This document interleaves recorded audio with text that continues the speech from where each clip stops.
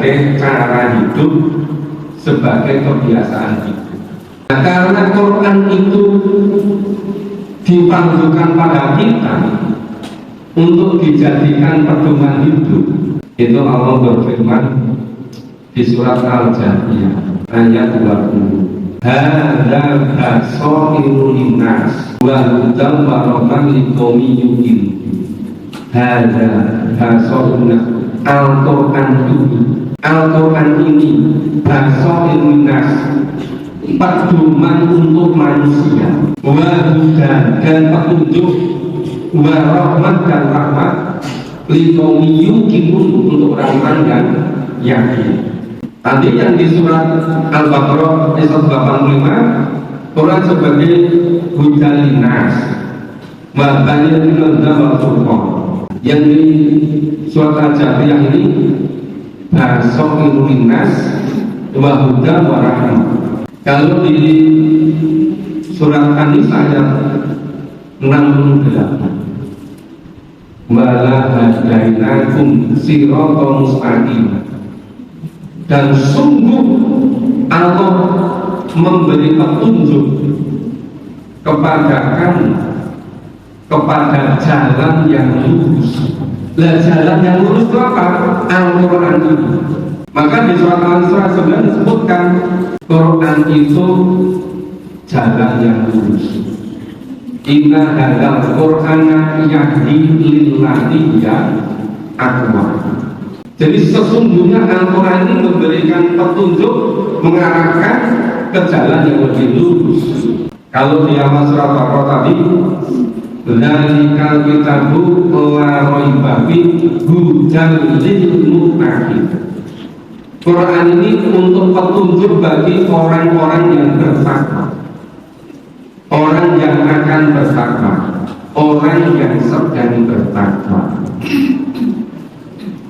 Nah, coba sekarang sedikit kita jalani, karena Quran fungsinya sebagai basairun linnas, hudan linnas, ya, sirat sebagai jalan yang lurus, sebagai furqan sebagai penjelas, sebagai jalan hidup, sebagai petunjuk hidup.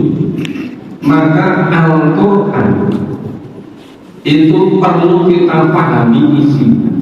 Nah, kenapa ketika Al-Quran dimajukan kepada Nabi, itu di banyak hadis disebutkan itu jaminannya, pahalanya disebutkan ketika membaca Al-Quran, mengajarkan Al-Quran.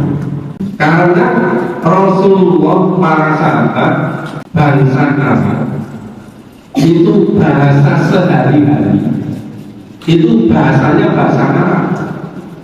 Al-Quran diwahyukan dalam bahasa Arab.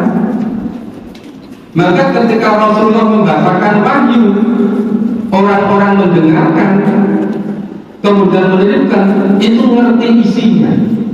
Nah, berbeda dengan kita, harian kita itu bahasanya bahasa Jawa, bahasa Indonesia.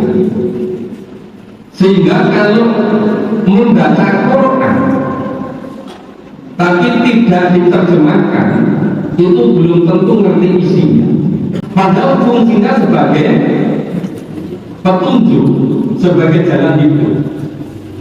Nah, kalau sebagai petunjuk kemudian nggak ngerti isinya, bagaimana cara menjadikannya petunjuk? Nah, maka di situ perlu ada upaya untuk memahami isinya. Nah, ketika 400 tahun yang lalu, 300 tahun yang lalu, 200 tahun yang lalu, 100 tahun yang lalu, itu di Nusantara, di Jawa sini masih dijajah, sulit mendapatkan Quran, apalagi yang terjemahan ke bahasa Indonesia. 400 tahun yang lalu belum ada, pas dijajah oleh VOC. 200 tahun yang lalu dijajah oleh Belanda, Nederland. belum ada terjemahan ke bahasa Indonesia, belum ada terjemahan ke bahasa Jawa. Nah sekarang Al-Quran sudah dicetak demikian bagus, demikian lengkap. Ada yang ke bahasa Indonesia terjemahnya, ada yang ke berbahasa Jawa, alih bahasa, ada yang warna-warni, ada yang terjemahnya per kalam, per kata, ya yang per potong ayat, per ayat dijelaskan, sehingga masa-masa yang lalu itu kesempatannya sangat terbatas. Kalau zaman sekarang sudah tersedia semua, sehingga kalau nenek moyang kita dulu generasi mungkin 2-3 generasi sebelum kita itu masih sulit untuk bisa memahami Quran, berbeda dengan zaman sekarang. Nah, makanya era sekarang, masa sekarang, saya kira sudah menjadi kesempatan yang sangat bagus untuk memahami isinya. Kalau membaca Al-Quran setiap huruf itu 10 paham. Tapi kalau membaca, memahami, mengamalkan, menjadikan Quran sebagai pedoman hidup, menjadikan Al-Quran sebagai cara hidup, jalan hidup, itu balasannya bukan sekedar 10, 100, 1000, tapi balasannya sampai tidak bisa dihitung.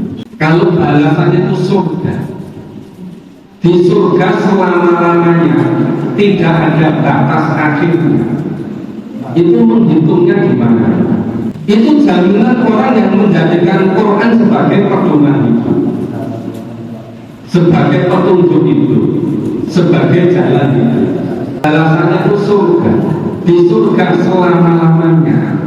Makanya kebiasaan yang sudah dilakukan sekian lama, sekian bagus, yaitu membaca Quran, itu akan lebih bagus lagi kalau ditingkatkan dengan berusaha memahami apa yang dibaca, berusaha memahami apa yang dibaca.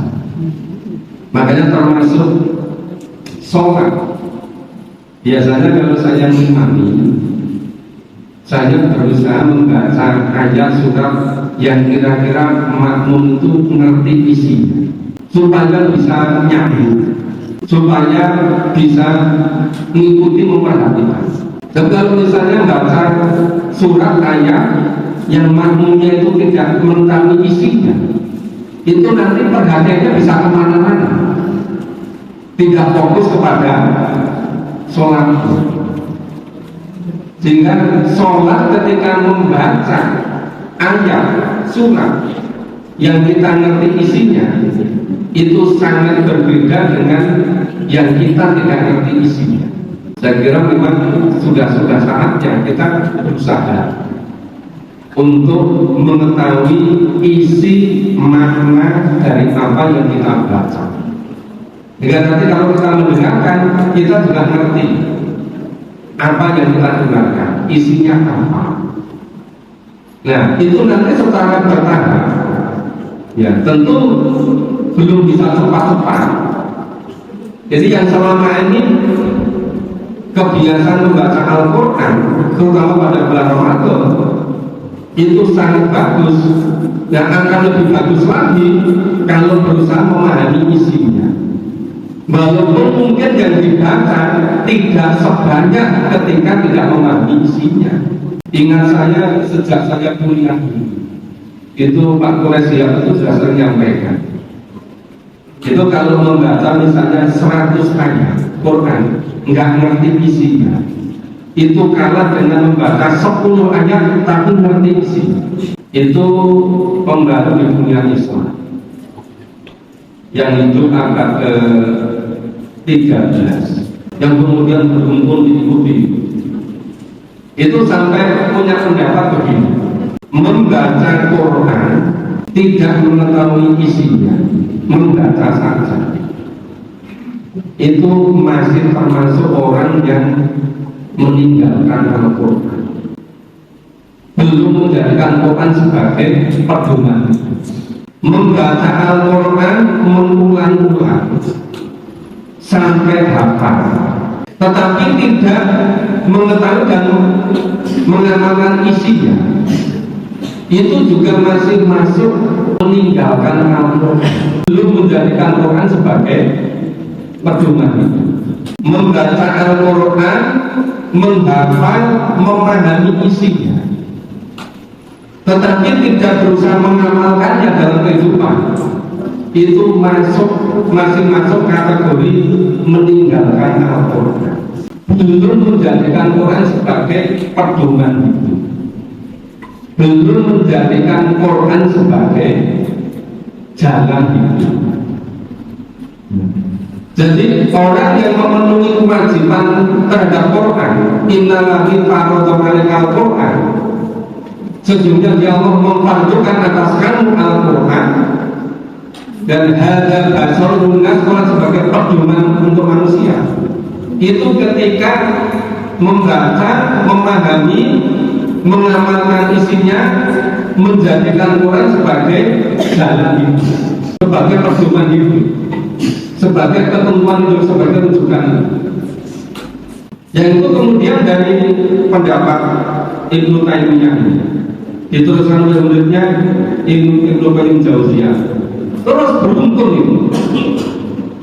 Maka ketika akhir abad ke-19 masuk awal abad 20, itu pembaru berikutnya